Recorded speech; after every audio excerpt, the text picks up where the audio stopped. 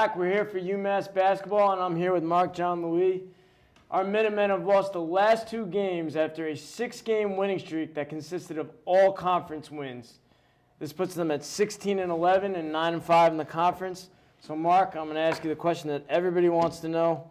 What are our chances to make the NCAA tournament? It's the burning question that's on everyone's mind right now. And the big important thing that was going on for UMass going into this week was that they could not afford to get blown out. And this past week, they lost against Rhode Island, and then they lost against number 25 ranked VCU. They lost by 16 points against Rhode Island.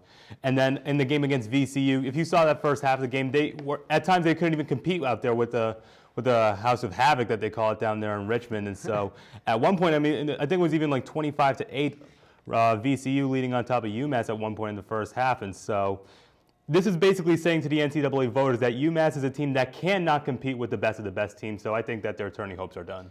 Now, the problem all year has been consistency on offense. Not just defense, but mainly offense. I think the defense has been pretty strong with the press that they like to run. So Seth Berger, a guy who really doesn't score that much, is a guy who went down with an injury. Obviously one of the big men. Other than Caddy Lane, there's not many big men on this team. Who's tried to fill this spot, and has his spot in the starting lineup been filled? I mean, when you sort of think about like who can be that permanent fit star, there's really sort of 2 players that I sort of look at, and that was Jabari Hines and the names are losing me right now, but Jabari Hines and Dante Clark, actually, excuse me. And the player that I think best fills that road, you would think it's Dante Clark after he had that 23-point performance against LaSalle, but right now I think it's honestly Jabari Hines, because you look at Jabari Hines, a guy that almost, he's a transfer from West Virginia. It looked like he didn't have it to begin the season, but he has really come on in these last 3 games for UMass, 16 points against Duquesne, and he's a guy that really comes in clutch moments. He had that clutch game-winning shot against St. Bonaventure, and of course clutch buzzer-beating half-point, 3-point shots against Duquesne, against Rhode Island, and against VCU. And so I feel like when you play in a conference like the Atlantic 10 where scoring is an absolute must, a lot of these teams in the Atlantic 10 are teams that do a lot of scoring. I think Jabari Hines is the kind of player that gives you the best chance to up your points. Well, that's true. We saw 5 or 6 teams from the A10 make it into the tournament last year.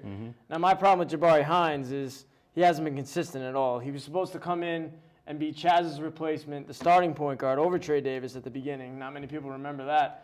But he just hasn't been consistent this year. He's shown his flashes. Well, that's just the thing you have to worry about, because, you also think about it. Chaz Williams, I don't think there's going to be a point guard that can ever replace what Chaz Williams was able to do during his tenure here at UMass. And so I think they gave the job starting up to Trey Davis just because he had been here last season and the season before. So he's more familiar with the UMass system than a newcomer Jabari Hines is.